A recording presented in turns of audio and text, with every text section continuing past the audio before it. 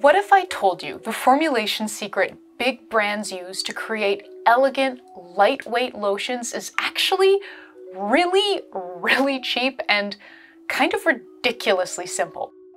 You're probably already using a lot of the same ingredients the big brands are, but they're doing something different that results in lightweight, fast-absorbing lotions. Well, your lotions, if they're anything like the lotions I used to make, are kinda greasy and get stuck at the bottom of your pump top bottle. So in this video, I'm going to explain why your hand lotions are thicker and heavier than products from brands like CeraVe and Cetaphil, share the sneaky formulation trick those big brands use to create their fast-absorbing lotions, and I'm going to show you how to create your very own lightweight, pumpable lotion so you can start creating gorgeous hand and body lotions like the pros do. I'll even be sharing how to avoid a common lotion-making pitfall that leads to foamy lotions, so stay tuned for that. Now, before we get into the formulation and the formulation secrets, you've got to understand the basics of what a lotion is. A lotion is an emulsion, a stable blend of oil and water.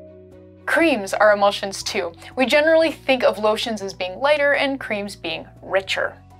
The key parts of a lotion formulation are the heated water phase, the heated oil phase, and the cool down phase. What's in each of these phases and the ratios between the ingredients determines what the finished lotion will be like. And to see this in action, let's start making. We're going to make a 360 gram or 12.7 ounce batch of lotion today.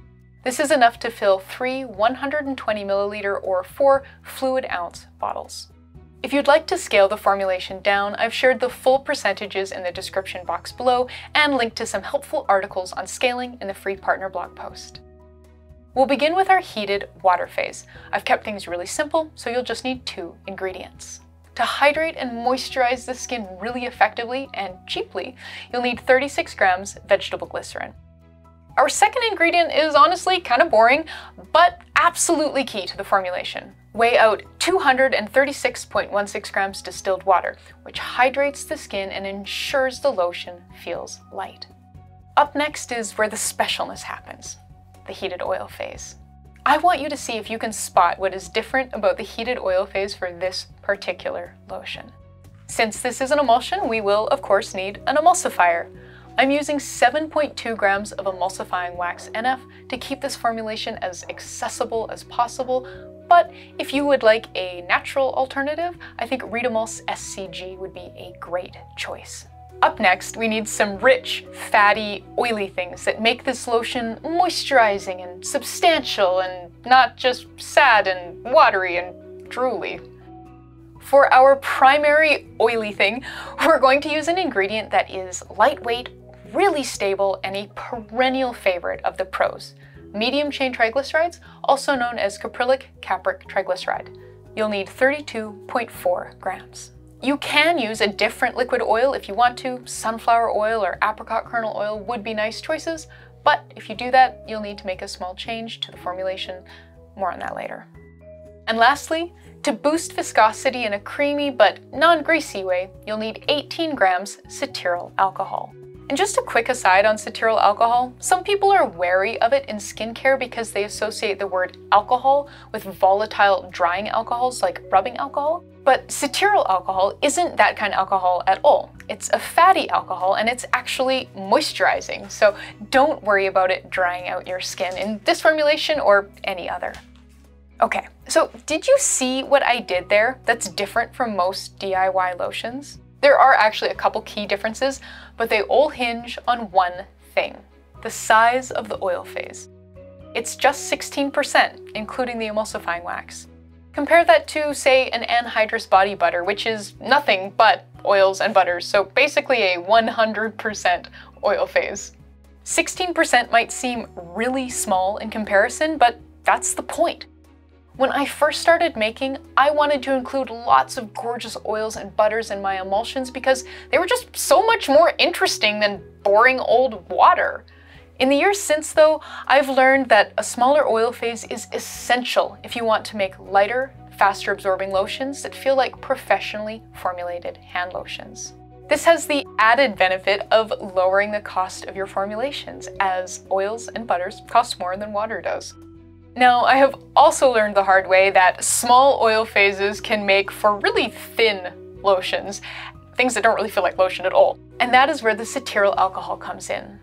When I was a newer maker, I liked thickening my lotions with ingredients like cocoa butter. As lovely as it is, cocoa butter is not as effective at thickening as cetearyl alcohol, so I needed to use a lot more of it to get the same viscosity boost, which increased the size of the oil phase, making my emulsions heavier. Cetearyl alcohol is special because it does a fantastic job of thickening emulsions, even at low concentrations.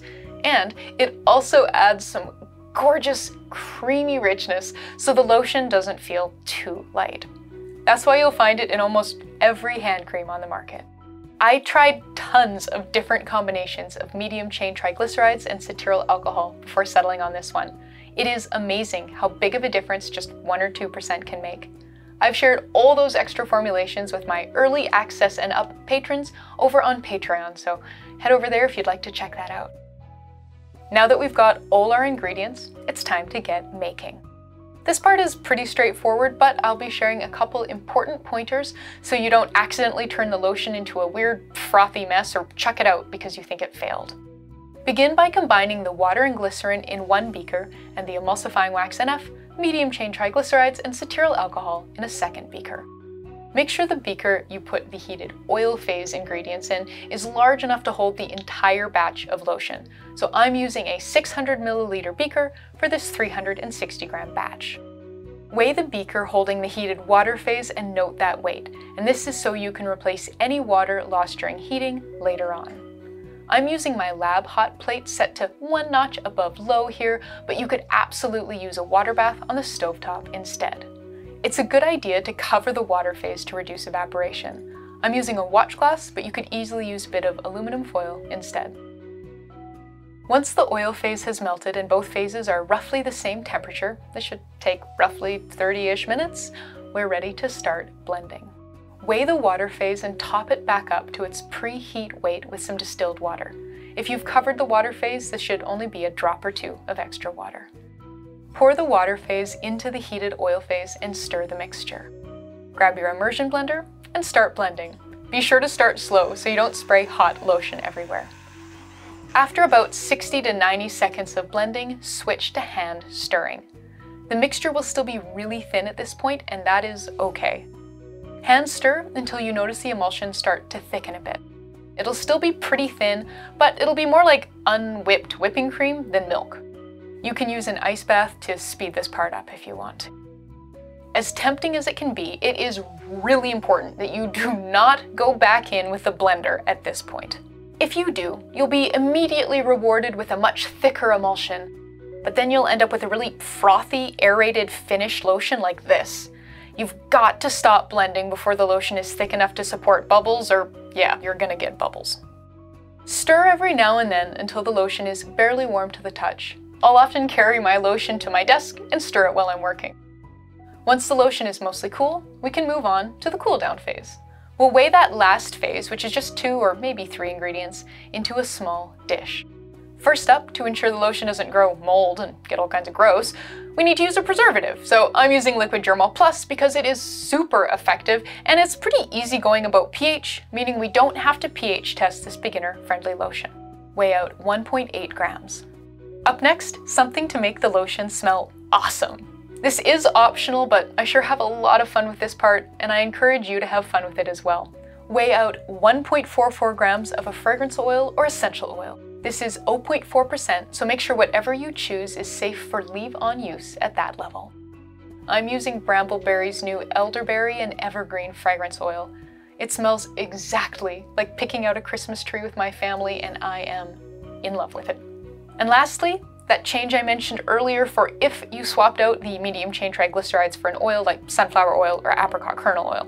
Medium chain triglycerides are really stable against oxidization, so to keep things simple, I didn't include an antioxidant. But if you have chosen a different oil, I'd recommend including 0.2 grams of vitamin E, also called tocopherol, here in the cool down phase. You will need to reduce the water by the same amount to keep everything in balance. Once you've weighed out all the cool down ingredients, add a small glug of the lotion to the wee dish, whisk to combine, and then scrape and stir that mixture back into the parent batch. Now, at this point in time, I'm betting you're looking at that lotion and thinking, Marie, that lotion is ridiculously thin. And you would be right. If it was a milkshake, I'd be really disappointed. But let's bottle it up, and then I'll show you why that thinness is okay. In fact, it's essential. I'm using 3 120 ml or 4 fluid ounce pump top bottles for this lotion. I specifically designed this formulation to be pump bottle friendly, but you could definitely put it in a squeezy bottle with a flip top or a disc cap instead. It's way too thin for a jar or tub though. That is a recipe for lotiony spills. I'm using a bit of washi tape to decorate the bottles. Once we've got everything bottled up, we can spring the pump on one of them and pump some out. And yeah, that's still really thin. But check this out. This here is a batch of this lotion I made about 2 or 3 days ago, and you can see it's thickened up enough that it doesn't easily run down my hand anymore. If we had made the lotion so thick that it seemed thick enough on day 1, it would have thickened past that point after it was done. I made so many lotions in my early making years that were the perfect pumpable consistency on day 1 and then ended up being too thick to pump out of the bottle once they'd fully set up. Have you guys seen Sheng Wang's bit on lotion? Like that. Also, check out his special on Netflix. I laughed so hard. Anyhow, this lotion is lovely, but it is pretty boring. So make sure you watch this video next for a whopping 20 cheap and easy ways to start customizing it with color, scent, and more.